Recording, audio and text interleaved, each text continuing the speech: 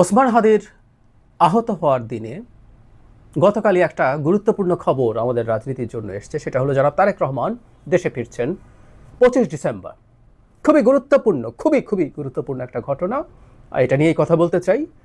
তার আগে আমি ভিডিও যখন রেকর্ড করছি তখন পর্যন্ত জনাব ওসমান হাদির অবস্থা নিয়ে কয়েকটা কথা একটু বলা দরকার।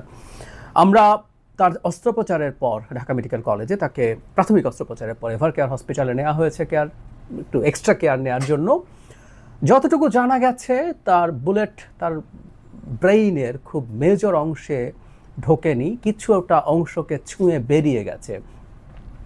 যদিও প্রচুর ব্লিডিং হয়েছে, ব্রেইন টিস্যু ড্যামেজড হয়েছে এবং উনি খুবই ক্রিটিক্যাল অবস্থায় আছেন, এটাও ফ্যাক্ট।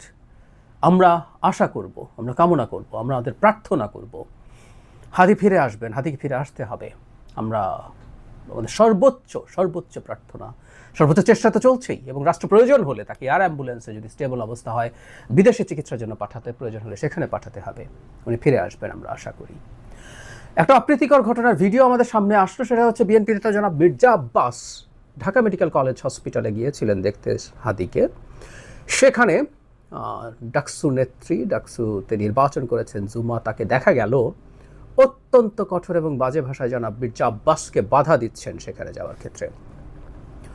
মানে আমাদের কয়েকটা কথা একটু মনে রাখা দরকার। সেটা হচ্ছে মির্জা আব্বাস জনাব হাদির আসনেই নির্বাচন করছেন। মানে কেউ বলছেন এবং জামায়াতের দিক থেকে, ছাত্র শিবিরের দিক থেকে অনেককেই জনাব মির্জা আব্বাসকে ব্লেম করে স্ট্যাটাস দিতে দেখা গেছে। মানে মির্জা আব্বাসের সমালোচনা কোন দিকে করা যায়, কেউ যদি যৌক্তিক সমালোচনা থাকে করুন, কিন্তু মির্জা আব্বাস একজন স্টুপিড এবং উনি রাজনীতি বোঝেন না, এটা মনে করা ভুল হবে। জনাব ওসমান হাদি কি আসলে মির্জা আব্বাসের কোনো চ্যালেঞ্জ ছিলেন? একেবারেই না, প্রশ্নই আসে না। হাদি আদৌ ভালো কিছু করতেন না।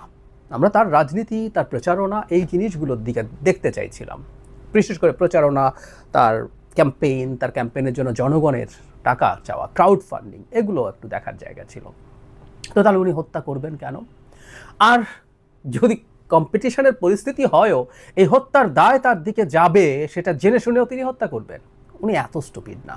মানে জামায়াত এবং শিবিরের একটা অংশ এবং জুমা সম্ভবত ইনকিলাব মঞ্চে ছিলেন একসময়, তাদের এই প্রবণতা, এই মানসিকতা অত্যন্ত নিন্দনীয়। আমি গতকালই একটা ভিডিওতে বলেছি যে আমরা নিজেদের মধ্যে যেন অন্তত কাদা ছোঁড়াছুড়িটা আপাতত না করি, কারণ এটা একটা বিরাট ঘটনা। ওসমান হাদিকে যখন টার্গেট করে কিলিংয়ের চেষ্টা করা গেছে তখন কে সেফ থাকবে?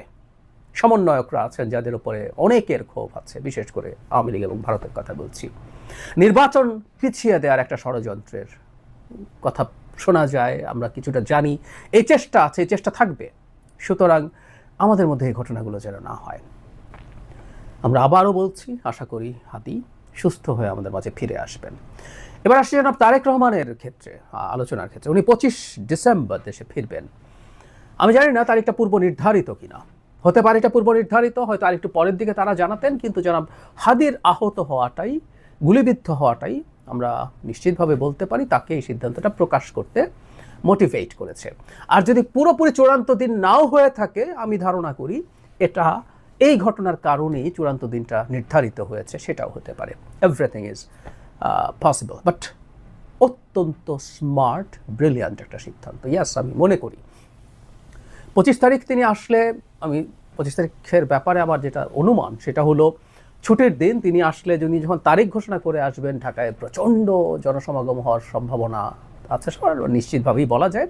সো জনগণের যাতে সমস্যা কম হয়, তাই এইটা যেহেতু ছুটির দিন, ক্রিসমাস, সেই দিনটা একটা ভালো দিন এই বিবেচনায়।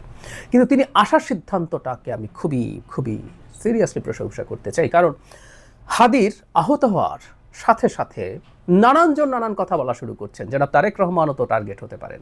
সমন্বয়কদের কথা বললাম। নির্বাচন কি অনিশ্চয়তার দিকে চলে গেল? নির্বাচন কি হবে? এই প্রশ্নগুলো ক্রমাগত যখন আসতে থাকবে, এটা আসতে পারত। এবং আমি প্রায় বলি এই কথাটা, শেখ হাসিনার সময় বলতাম, ভয় যেমন সংক্রামক, সাহসও সংক্রামক।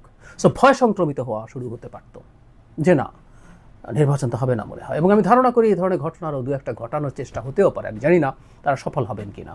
সরকার যদি এই ঘটনাটাকে খুব ভালো মতো ট্যাকল করতে পারে, অভিযুক্তদেরকে, আসামিদেরকে ধরতে পারে এবং দ্রুত বিচারের আওতায় নিতে পারে, তাহলে এই সম্ভাবনা কমিয়ে আনার সুযোগ হতে পারে। যাই হোক, এই সময় জনাব তারেক রহমান দেশে আসছেন। তিনি দেশে আসবেন কি আসবেন না, কেন আসবেন না, এটা নিয়ে প্রচুর জল ঘোলা হয়েছে। একটা সময় তার নিজের একটা স্ট্যাটাস খানিকটা তিনি নিজেকে বোঝাতে গিয়ে খুব স্পষ্টভাবে না, কিন্তু কিছু এক্সটার্নাল ফ্যাক্টরস আছে যেটা তার দেশে ফিরে আসাকে থেকে তাকে নিবৃত্ত করছে, ইঙ্গিত দিতে গিয়ে আরও বিতর্ক সেটা নিয়ে ট্রিগার্ড হয়েছে। শুধু তাই না, নোংরামি হয়েছে। তিনি কুসন্তান, কুপুত্র, তিনি তার মায়ের এই অসুস্থতায় ফিরছেন না দেশে, এরকম নানান রকম কথাবার্তায় ভরে গিয়েছিল। সব সমালোচনা আলোচনা শেষ করে দিয়ে তিনি দেশে ফিরছেন। আমরা বোধ করি যে তার নির্বাচনের আগে ইনফ্যাক্ট তার যে ক্যাম্পেইন সহ সব কিছু হবে, তার পর্যাপ্ত সিকিউরিটির ব্যবস্থা হয়েছে, বুলেট প্রুফ গাড়ি আনার কথা আমরা জানি। এর বাইরেও সরকার নিশ্চয়ই এবার বিশেষ করে ওসমান হাদির ঘটনার পর তার উপরে কতটা ঝুঁকি আছে সেটা বোধ করে তাকে প্রয়োজনীয় নিরাপত্তা, আমরা এসএসএফ এর কথা বলছিলাম, এসএসএফ এর আইন অনুযায়ী যে কাউকে এই ধরনের ভেরি ইম্পর্টেন্ট পার্সন ঘোষণা করে এসএসএফ এর নিরাপত্তা দেওয়া সম্ভব। সেরকম কিছু দিয়ে হলেও সেটা দিতে হবে। ইনফ্যাক্ট ওনার সুস্থ থাকা, বেঁচে থাকা, ওনার কোনো হামলার শিকার না হওয়া শুধু বিএনপি না, এই রাষ্ট্রের ভবিষ্যতের জন্য খুব গুরুত্বপূর্ণ ইস্যু হয়ে দাঁড়িয়েছে। যাই হোক, জনাব তারেক রহমানের এই সিদ্ধান্ততে এক্সপোজ করা খুবই গুরুত্বপূর্ণ কাজ হয়েছে, এবং আমি বিশ্বাস করি, অনেকেই বিশ্বাস করেন, তিনি যখন দেশে ফিরে আসবেন, বাংলাদেশের নির্বাচনের পথে যত বাধার চিন্তা বা বাধা তৈরি করার চিন্তা, নির্বাচনকে বানচাল করার চিন্তা যাদের আছে, সেগুলো শেষ হয়ে যাবে তা বলছি না, কিন্তু সেগুলো খুব বড় স্কেলে চাপে পড়বে, ধামাচাপা পড়বে, তারা ব্যাকফুটে যাবে, এটা আমরা নিশ্চিতভাবে বলতে পারি। তো জনাব তারেক রহমান ফিরে আসুন, ফিরে এসে তিনি তার দলের নেতৃত্ব দিন, বাংলাদেশের ভবিষ্যতে একটা গণতান্ত্রিক সরকার গঠন করে সফলভাবে শেষ সরকারকে চালিয়ে বাংলাদেশের গণতান্ত্রিক ব্যবস্থাকে শক্ত ভিত্তির উপরে দাঁড় করানোর দায়িত্ব এই মুহূর্তে ওনার, একটা গুরুত্বপূর্ণ রাষ্ট্রীয় দায়িত্ব তার উপরে আছে। আমরা আশা করতে চাই, আমরা বিশ্বাস করতে চাই সেই দায়িত্ব তিনি মোটা দাগে ভালোভাবে পালন করতে পারবেন। আসলে একটা ডিস্ট্রাক্টেড সিস্টেম শেখ হাসিনা যেটা ফেলে গেছেন, সেখানে থাকা তার দলেরও মধ্য থেকে তিনি শতভাগ দক্ষতা এবং সিনসিয়ারিটি এবং সততার সাথে